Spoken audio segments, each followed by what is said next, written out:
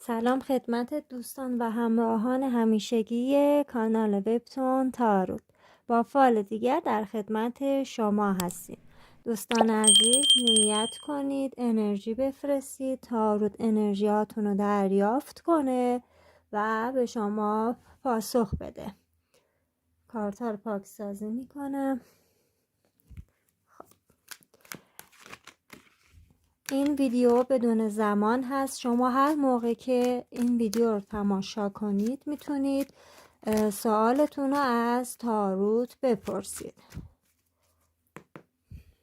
خب دوستان عزیز منتظر یک پیشنهاد احساسی باشید، یک پیشنهاد عالی. شما رو زیر نظر دارند،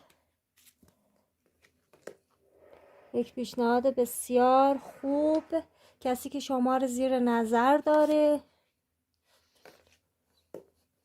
خواستگاری، جشن، ازدواج دارم براتون میبینم.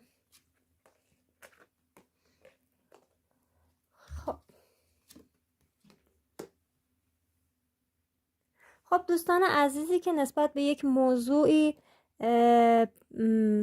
شک و تردید دارید بالا و پایین میکنید، سبک سنگینی که میکنید که ببینید این کار انجام بدید یا نه. انگار که چشمتون ترسیده، یه جورای تحت فشار هستین و نمیدونید چی کار کنید. که باید بگم براتون خوبه. هر تصمیمی که بگیرید تصمیم به نفع شماست و شما از این روحیه بیرون خواهید اومد. دوستان عزیز یک آقای متولد دی اردیبهشت شهریور یا خانم توی حروف الف میم نون دال شین، شخصی که چارشونه هست، ماشین رنگ تیره داره، آدم کم حرفیه، بعد آدمیه که مسئولیت پذیر، وضع مالی خوبی داره، صبوره. به شما یک پیشنهاد احساسی و پیشنهاد ازدواج میده که شما یک کمی میترسید و نمیدونید چی کار کنید. باید بگم که براتون خوبه. این آقا برای بعضی از دوستان که کات هستن داره فکر میکنه که برگرده یا نه. یه جورایی داره فکر میکنه، سبک سنگین میکنه، انگار جیگرتون خون میکنه. بعد آخر سر و برگشت دارید، انگار که به طرف شما برمیگرده، کم کم پیش میاد، جوری که شما یه جورایی انگار ناامید شدید که توی این رابطه برگشت داره یا نه. دوستانی هم که توی رابطه نیستن، یک شروع مجدد، یک شروع عالی براشون دارم میبینم. فقط یکم آقایی که شما رو تحت نظر داره یا به شما پیشنهاد میده، آقایی که چشمش میترسه، آقایی که چجور بگم، انگار که یه جورایی ترس داره از شروع یک رابطه. یک تغییر و تحول مثبت توی زندگیتون به وجود خواهد آمد. تا 4 وعده دیگه توی خانواده جشن، خبر خوب، شادی در پیش دارید و حتی برای بعضی از دوستانم دوست دارن جابجا بشن، خونه‌شون رو جابجا کنن که باید بگم این جابجایی صورت میگیره. ترس دارن که جابجا بشن اما جابجایی براشون افتاده. دوستانی هم که میخوان ماشینشون رو یا تعمیر کنن یا خرید و فروش انجام بدن، باید بگم براشون عالی افتاده و میتونن انجام بدن. خب دوستان، بعضی از دوستان به واسطه سنگینی و همزادی که دارن خیلی روحیشون رو باختن، بی انگیزه شدن، 180 درجه فرق کردن. این روحیهشون که حالت شک و تردید دارن، خودشون تو یک محدودیت قرار گرفتن، نمیتونن تصمیم بگیرن، شرایطی دارن که خیلی استرس‌زاست، افسوس میخورن یا اشتباهی انجام دادن که این اشتباه باعث شده که دچار انزوا و گوشه گیری باشه که ممکنه از یک آقای متولد فروردین مرداد آذر ماه باشه.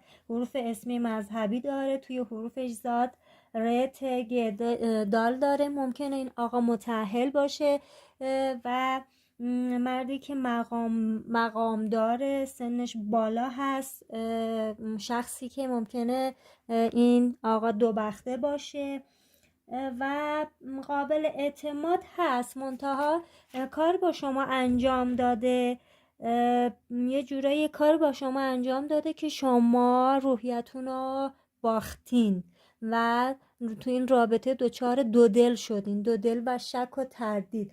حتی میتونم بگم که تو این رابطه شما همزمان توی دو تا رابطه هستین و این دو تا رابطه باعث شده که شما ندونین چی کار کنید و یه جورایی لو برین و طرف مقابل شما بفهمه که شما همزمان توی دو تا رابطه هستین.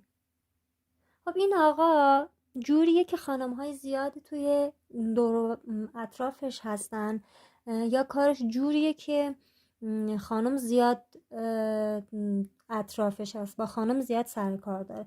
به خاطر همین شما هم یه جورایی روحیتون رو کاملا باختید، انگار که فکر میکنید شما رو دوست ندارن، در صورتی که اینجور نیست. آدم آرومیه، زود عصبی میشه، همه چی هم زود میگه، بعد سریع هم آشتی میکنه.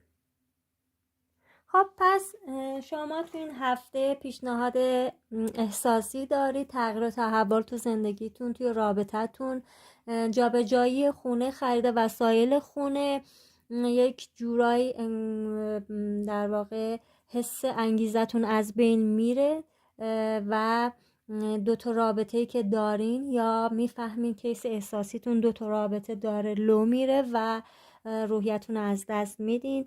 کاری که میخواین انجام بدین تو شک دارین، تردید دارید، کارتون رو انجام بدین، چون این شک و تردید به ضرر شماست و اگر انجامش ندید بعداً پشیمون میشین.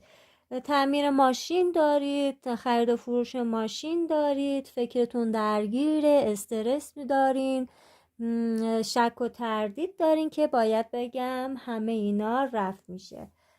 از اینکه کانال منو تماشا میکنید سپاسگزارم. لایک، کامنت و سابسکرایب یادتون نره و کانال منم به دوستانتون معرفی کنید. مرسی و پاینده و شاد باشید.